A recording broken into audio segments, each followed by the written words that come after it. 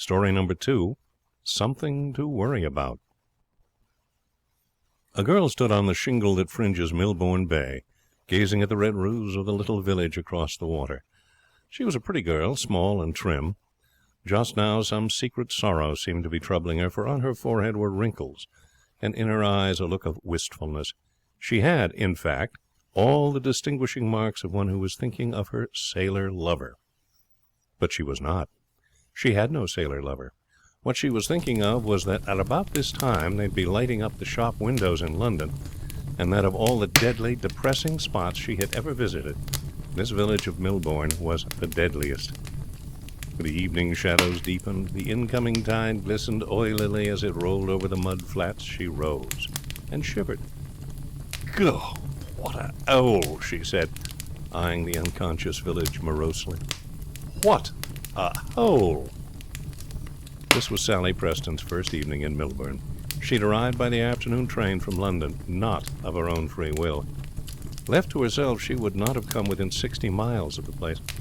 London supplied all that she demanded from life. She'd been born in London.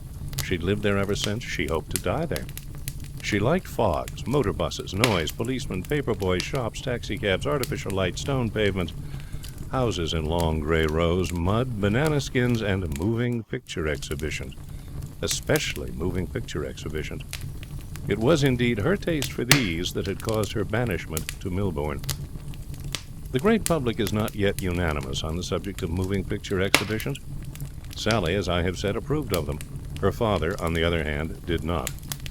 An austere ex-butler who let lodgings in Ebury Street and preached on Sundays in Hyde Park. He looked askance at the movies. It was his boast that he had never been inside a theatre in his life, and he classed cinema palaces with theatres as wiles of the devil. Sally, suddenly unmasked as an habitual frequenter of these abandoned places, sprang with one bound into prominence as the bad girl of the family. Instant removal from the range of temptation being the only possible plan, it seemed to Mr. Preston that a trip to the country was indicated. He selected Millbourne because he had been butler at the hall there, and because his sister, Jane, who had been a parlour maid at the rectory, was now married and living in the village. Certainly he could not have chosen a more promising reformatory for Sally. Here, if anywhere, might she forget the heady joys of the cinema. Tucked away in the corner of its little bay, which an accommodating island converts into a still lagoon, Millbourne lies dozing. In all sleepy Hampshire there is no sleepier spot. It's a place of calm-eyed men and drowsy dogs. Things crumble away and are not replaced. Tradesmen book orders and then lose interest and forget to deliver the goods. Only centenarians die, and nobody worries about anything. Or did not until Sally came and gave them something to worry about. Next door to Sally's Aunt Jane, in a cozy little cottage with a wonderful little garden, lived Thomas Kitchener, a large, grave, self-sufficing young man, who by sheer application to work had become already, though only 25, second gardener at the Hall.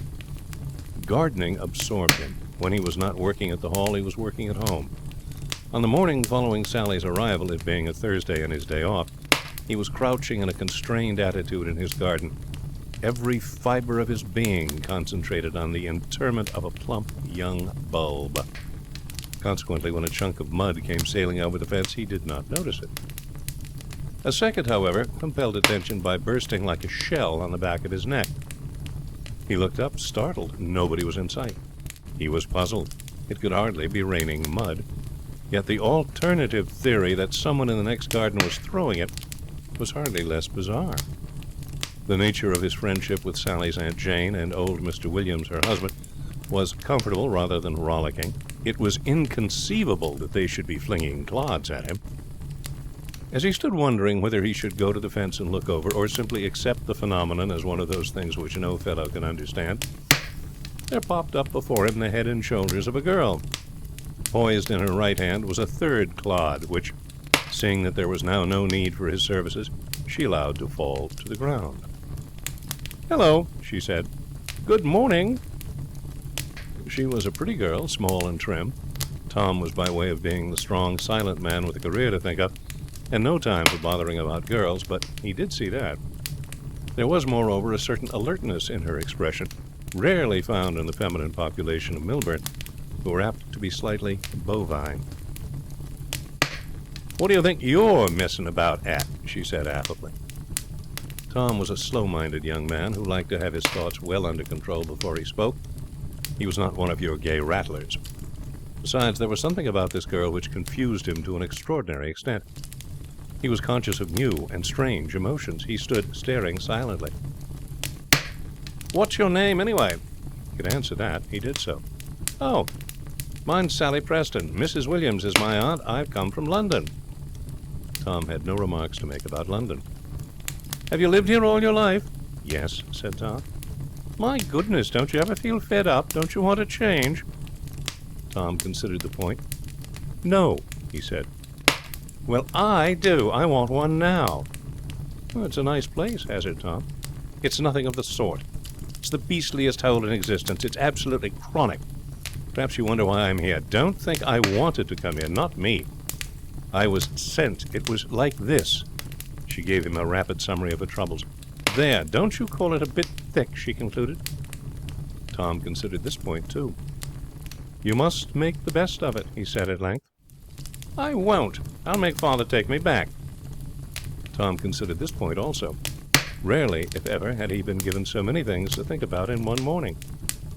"How?" he inquired at length. "Oh, I don't know. I'll find some way. You see if I don't. I'll get away from here jolly quick. I give you my word." Tom bent low over a rose bush. His face was hidden, but the brown of his neck seemed to take on a richer hue, and his ears were undeniably crimson. His feet moved restlessly, and from his unseen mouth there proceeded the first gallant speech his lips had ever framed. Merely considered as a speech, it was, perhaps, nothing wonderful, but from Tom it was a miracle of chivalry and polish.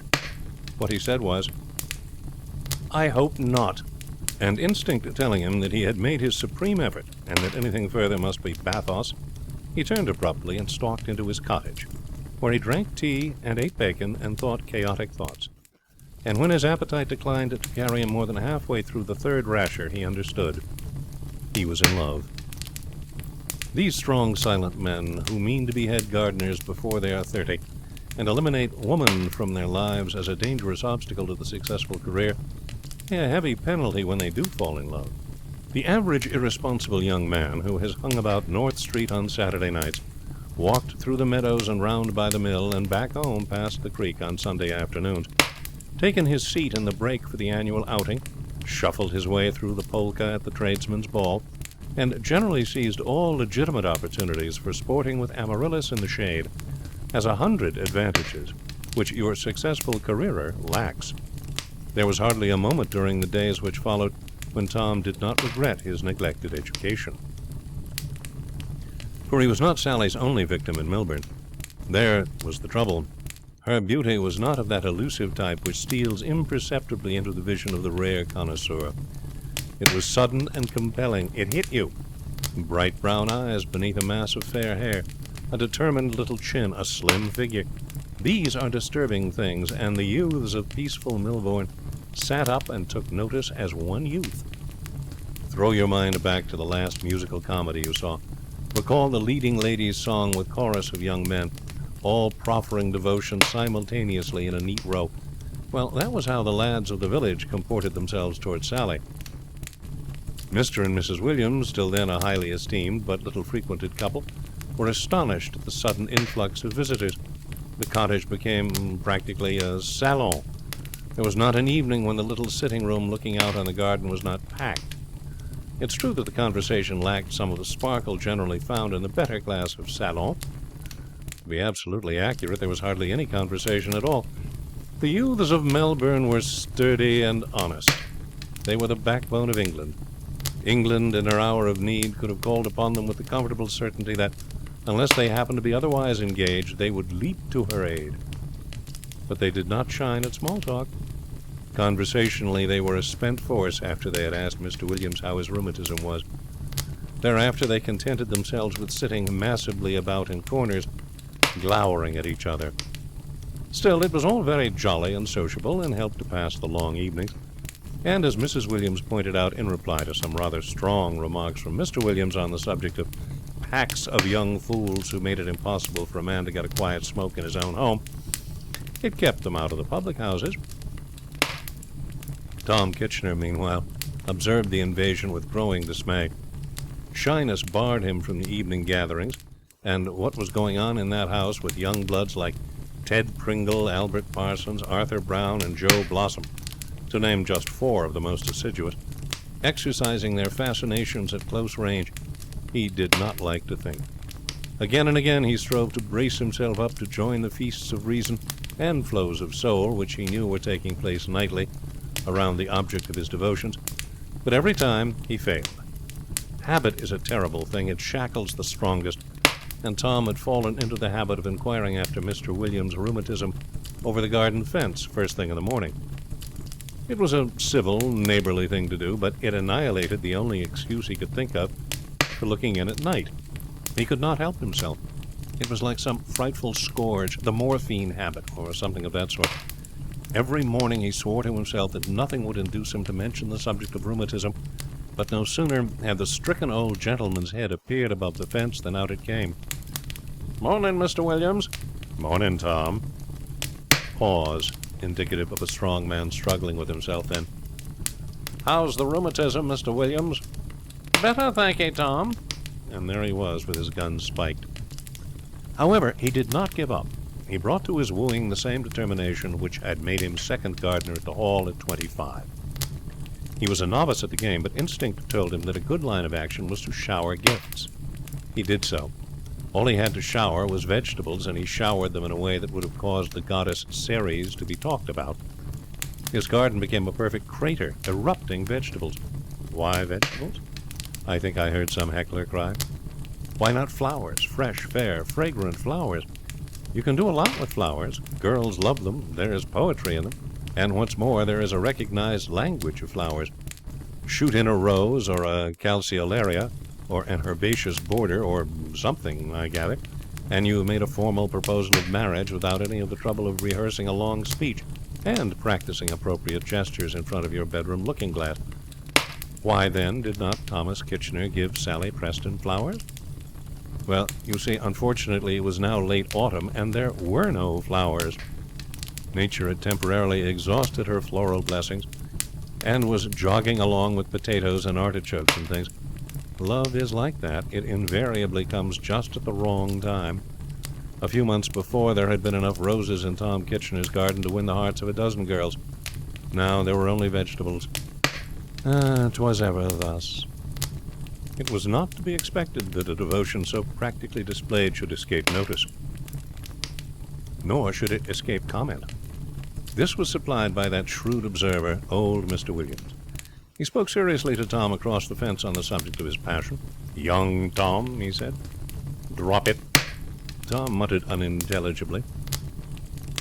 Mr. Williams adjusted the top hat, without which he never stirred abroad, even into his garden. He blinked benevolently at Tom. "You're making up to that young gal of Jane's," he proceeded. "You can't deceive me. All these taties and what-not. I seen your game fast enough. Just you drop it, young Tom." "Why?" muttered Tom rebelliously. A sudden distaste for old Mr. Williams blazed within him. "Why? Because you'll only burn your fingers if you don't, that's why. I've been watching this young gal of Jane's, and I seen what sort of a young gal she be. She's a flippity piece, that's what she be. You marry that young gal, Tom, and you'll never have no more quiet or happiness. She just take and turn the place upside down on you. The man as marries that young gal has got to be master in his own home. He's got to show her what's what. Now, you ain't got the devil in you to do that, Tom. You're what I might call a sort of a sheep. Now, I admires it in you, Tom. I like to see a young man steady and quiet, same as what you be. So that's how it is, you see. Just you drop this foolishness, young Tom, and leave that young gal be.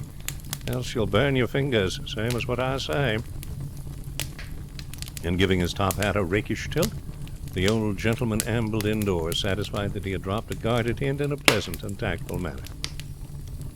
It's to be supposed that this interview stung Tom to swift action. Otherwise, one cannot explain why he should not have been just as reticent on the subject nearest his heart when bestowing on Sally the 27th cabbage as he had been when he administered the 160th potato. At any rate, the fact remains that as that fateful vegetable changed hands across the fence, something resembling a proposal of marriage did actually proceed from him. As a sustained piece of emotional prose, it fell short of the highest standard. Most of it was lost at the back of his throat, and what did emerge was mainly inaudible. However, as she distinctly caught the word love twice, and as Tom was shuffling his feet and streaming with perspiration, and looking everywhere at once except at her, Sally grasped the situation. Whereupon, without any visible emotion, she accepted him. Tom had to ask her to repeat her remark. He could not believe his luck. It was singular how diffident a normally self-confident man can become once he's in love. When Colonel Milvery of the Hall had informed him of his promotion to the post of second gardener, Tom had demanded no encore. He knew his worth. He was perfectly aware that he was a good gardener, and official recognition of the fact left him gratified but unperturbed. But this affair of Sally was quite another matter. It had revolutionized his standards of value, forced him to consider himself as a man entirely apart from his skill as a gardener. And until this moment he had had grave doubt as to whether, apart from his skill as a gardener, he amounted to much. He was overwhelmed. He kissed Sally across the fence humbly. Sally, for her part, seemed very unconcerned about it all. A more critical man than Thomas Kitchener might have said that to all appearances the thing rather bored Sally. "Don't tell anybody just yet," she stipulated. Tom would have given much to be allowed to announce his triumph defiantly to old Mr. Williams, to say nothing of making a considerable noise about it in the village. But her wish was law, and he reluctantly agreed. There are moments in a man's life when, however enthusiastic a gardener he may be, his soul soars above vegetables. Tom's shot with a jerk into the animal kingdom. The first present he gave Sally in his capacity of fiancé was a dog. It was a half-grown puppy with long legs and a long tail, belonging to no one species, but generously distributing itself among about 6. Sally loved it and took it with her wherever she went. And on one of those rambles down swooped Constable Cobb, the village policeman, pointing out that, contrary to regulation, the puppy had no collar. It's possible that a judicious meekness on Sally's part might have averted disaster. Mr. Cobb was human, and Sally was looking particularly attractive that morning. Meekness, however, did not come easy to Sally. In a speech which began as argument and ended, Mr. Cobb proving solid and unyielding, as pure cheek, she utterly routed the constable. But her victory was only a moral one, for as she turned to go, Mr. Cobb, dull red and puffing slightly, was already entering particulars of the affair in his notebook, and Sally knew that the last word was with him. On her way back she met Tom Kitchener. He was looking very tough and strong, and at the sight of him a half-formed idea, which she had regretfully dismissed as impracticable, of assaulting Constable Cobb, returned to her in an amended form. Tom did not know it, but the reason why she smiled so radiantly upon him at that moment was that she had just elected him to the post of hired assassin. While she did not want Constable Cobb actually assassinated, she earnestly desired him to have his helmet smashed down over his eyes, and it seemed to her that Tom was the man to do it. She poured out her grievance to him and suggested her scheme. She even elaborated it. "Why shouldn't you wait for him one night and throw him into the creek? It isn't deep, and it's jolly muddy." "Oh," said Tom doubtfully. "It would just teach him," she pointed out. The prospect of undertaking the higher education of the police did not seem to appeal to Tom. In his heart he rather sympathized with Constable Cobb. He saw the policeman's point of view. It's all very well to talk, but when you are stationed in a sleepy village where no one ever murders or robs or commits arson, or even gets drunk and disorderly in the street, a puppy without a collar is simply a godsend. The man must look out for himself. He tried to make this side of the question clear to Sally, but failed signally. She took a deplorable view of his attitude. "I might have known that you'd have been afraid," she said with a contemptuous jerk of her chin. "Good morning." Tom flushed. He knew he had never been afraid of anything in his life except her. But nevertheless the accusation stung, and as he was still afraid of her, he stammered as he began to deny the charge. "Oh, leave off," said Sally irritably. "Suck a lozenge." "I'm not afraid," said Tom, condensing his remarks to their minimum as his only chance of being intelligible. "You are." "I am not. It's just that A nasty gleam came into Sally's eyes. Her manner was haughty. "It doesn't matter," she paused. "I've no doubt Ted Pringle will do what I want." For all her contempt, she could not keep a touch of uneasiness from her eyes as she prepared to make her next remark. There was a look about Tom's set jaw which made her hesitate, but her temper had run away with her, and she went on. "I'm sure he will," she said. "When we became engaged, he said that he'd do anything for me." There are some speeches that are such conversational knockout blows that one can hardly believe that life will ever pick itself up and go on again after them. Yet it does. The dramatist brings down the curtain on such speeches. The novelist blocks his reader's path with a zareba of stars. But in life there are no curtains, no stars, nothing final and definite, only ragged pauses and discomfort. There was such a pause now. "What do you mean?" said Tom at last. "You promised to marry me." "I know I did, and I promised to marry Ted Pringle." That touch of panic, which she could not wholly repress, the panic that comes to everyone when a situation has run away with them like a strange, unmanageable machine, infused a shade too much of the defiant into Sally's manner. She had wished to be cool, even casual, but she was beginning to be afraid. Why, she could not have said. Certainly she'd not anticipate violence on Tom's part. But perhaps that was it. Perhaps it was just because he was so quiet that she was afraid. She had always looked on him contemptuously as an amiable, transparent lout, and now he was puzzling her. She got an impression of something formidable behind his stolidity, something that made her feel mean and insignificant. She fought against the feeling, but it gripped her, and in spite of herself she found her voice growing shrill and out of control. "I promised to marry Ted Pringle, and I promised to marry Joe Blossom, and I promised to marry Albert Parsons, and I was going to promise to marry Arthur Brown and anybody else who asked me. So now you know. I told you I'd make Father take me back to London. Well, when he hears that I promised to marry 4 different men, I bet he'd have me home by the first train." She stopped. She had more to say, but she could not say it. She stood looking at him, and he looked at her. His face was gray and his mouth oddly twisted. Silence seemed to fall on the whole universe. Sally was really afraid now, and she knew it. She was feeling very small and defenseless in her extremely alarming world. She could not have said what it was that had happened to her. She only knew that life had become of a sudden very vivid, and that her ideas as to what was amusing had undergone a striking change. A man's development is a slow and steady process of the years. A woman's a thing of an instant. In the silence which followed her words, Sally had grown up. Tom broke the silence. "Is this true?" he said. His voice made her start. He'd spoken quietly, but there was a new note in it, strange to her. Just as she could not have said that what it was that had happened to her, so now she could not have said what had happened to Tom. He too had changed, but how she did not know. Yet the explanation was simple. He also had, in a sense, grown up. He was no longer afraid of her. He stood thinking. Hours seemed to pass. "Come along," he said at last, and he began to move off down the road. Sally followed. The possibility of refusing did not enter her mind. "Where are you going?" she asked. It was unbearable, this silence. He did not answer. In this fashion, he leading, she following, they went down the road into a lane, and through a gate into a field. They passed into a second field, and as they did so, Sally's heart gave a leap. Ted Pringle was there. Ted Pringle was a big young man, bigger even than Tom Kitchener, and like Tom, he was of silent habit. He eyed the little procession inquiringly, but spoke no word.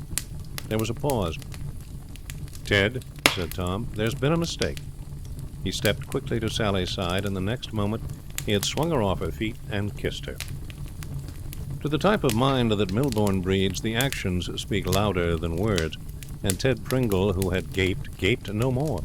He sprang forward, and Tom, pushing Sally aside, turned to meet him. I cannot help feeling a little sorry for Ted Pringle. In the light of what happened, I could wish that it were possible to portray him as a hulking brute of evil appearance and worse morals, the sort of person concerning whom one could reflect comfortably that he deserved all he got. I should like to make him an unsympathetic character over whose downfall the reader would gloat. But honesty compels me to own that Ted was a thoroughly decent young man in every way. He was a good citizen, a dutiful son, and would certainly have made an excellent husband. Furthermore, in the dispute on hand, he had right on his side fully as much as Tom. The whole affair was one of those elemental clashings of man and man, where the historian cannot sympathize with either side at the expense of the other, but must confine himself to a mere statement of what occurred. And briefly, what occurred was that Tom, bringing to the fray a pent-up fury which his adversary had had no time to generate, fought Ted to a complete standstill in the space of 2 minutes and a half. Sally had watched the proceedings, sick and horrified. She had never seen men fight before, and the terror of it overwhelmed her. Her vanity received no pleasant stimulation from the thought that it was for her sake that this storm had been let loose. For the moment her vanity was dead, stunned by collision with the realities. She found herself watching in a dream. She saw Ted fall, rise, fall again, and lie where he had fallen.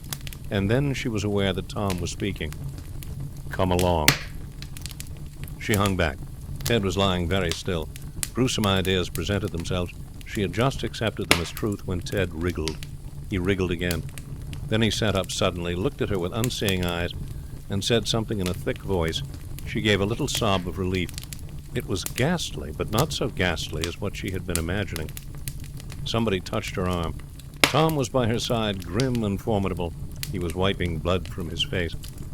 "Come along." She followed him without a word, and presently, behold, in another field, whistling meditatively and regardless of impending ill will, Albert Parsons. In everything that he did, Tom was a man of method. He did not depart from his chosen formula. "Albert," he said, "there's been a mistake." And Albert gaped as Ted had gaped. Tom kissed Sally with the gravity of one performing a ritual. The uglinesses of life, as we grow accustomed to them, lose their power to shock, and there is no doubt that Sally looked with a different eye upon this second struggle. She was conscious of a thrill of excitement, very different from the shrinking horror which had seized her before. Her stunned vanity began to tingle into life again. The fight was raging furiously over the trampled turf, and quite suddenly, as she watched, she was aware that her heart was with Tom. It was no longer two strange brutes fighting in the field. It was her man, battling for her sake. She desired overwhelmingly that he should win, that he should not be hurt, and that he should sweep triumphantly over Albert Parsons as he had swept over Ted Pringle. Unfortunately, it was evident even to her that he was being hurt, and that he was very far from sweeping triumphantly over Albert Parsons. He had not allowed himself time to recover from his first battle, and his blows were slow and weary. Albert, moreover, was made of sterner stuff than Ted. Though now a peaceful tender of cows, there had been a time in his hot youth when, traveling with a circus, he had fought, week in, week out, relays of just such rustic warriors as Tom. He knew their methods, their headlong rushes, their swinging blows. They were the merest commonplaces of life to him. He slipped Tom, he sidestepped Tom, he jabbed Tom. He did everything to Tom that a trained boxer can do to a reckless novice, except knock the fight out of him, until presently, through the sheer labor of hitting, he too grew weary. Now, in the days when Albert Parsons had fought whole families of Toms in an evening, he had fought in rounds with the boss holding the watch, and half-minute rests, and water to refresh him, and all orderly and proper. Today there were no rounds, no rests, no water, and the peaceful tending of cows had caused flesh to grow where there had been only muscle. Tom's headlong rushes became less easy to sidestep, his swinging blows more difficult than the scientific counter that shot out to check them. As he tired, Tom seemed to regain strength. The tide of the battle began to ebb. He clinched, and Tom threw him off. He fainted, and while he was fainting, Tom was on him. It was the climax of the battle, the last rally. Down went Albert, and stayed down. Physically he was not finished, but in his mind a question had framed itself. The question, was it worth it? And he was answering, no. There were other girls in the world. No girl was worth all this trouble. He did not rise. "Come along," said Tom. He spoke thickly. His breath was coming in gasps. He was a terrible spectacle, but Sally was past the weaker emotions. She was back in the Stone Age, and her only feeling was one of passionate pride. She tried to speak. She struggled to put all she felt into words, but something kept her dumb, and she followed him in silence. In the lane outside his cottage, down by the creek, Joe Blossom was clipping a hedge. The sound of footsteps made him turn. He did not recognize Tom till he spoke. "Joe, there's been a mistake," said Tom. "Been a gunpowder explosion, more like," said Joe, a simple, practical man. "What you been doing to your face?" She's going to marry me, Joe. Joe eyed Sally inquiringly. Eh? You promised to marry me. She promised to marry all of us. You, me, Ted Pringle, Albert Parsons. Promised to marry all of us? That's where the mistake was. She's only going to marry me. I've arranged it with Ted and Albert, and now I've come to explain to you, Joe. You promised to marry... The colossal nature of Sally's deceit was plainly troubling Joe Blossom. He expelled his breath in a long note of amazement. Then he summed up. Why, you're nothing more nor less than a Joshua. The years that had passed since Joe had attended the village Sunday school had weakened his once easy familiarity with the characters of the Old Testament. It's possible that he had somebody else in mind. Tom stuck doggedly to his point. You can't marry her, Joe. Joe Blossom raised his shears and clipped a protruding branch. The point under discussion seemed to have ceased to interest him. Who wants to? He said. Good riddance. They went down the lane. Silence still brooded over them. The words she wanted continued to evade her. They came to a grassy bank. Tom sat down. He was feeling unutterably tired. Tom. He looked up. His mind was working dizzily. You're going to marry me, he muttered. She sat down beside him. I know, she said. Tom, dear, lay your head on my lap and go to sleep. If this story proves anything beyond the advantage of being in good training when you fight, it proves that you cannot get away from the moving pictures, even in a place like Millburn.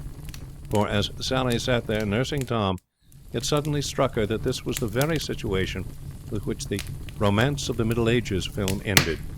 You know the one I mean. Sir Percival Yea something, which has slipped my memory for the moment, goes out after the Holy Grail, meets damsel in distress, overcomes her persecutors, rescues her, gets wounded, and is nursed back to life in her arms.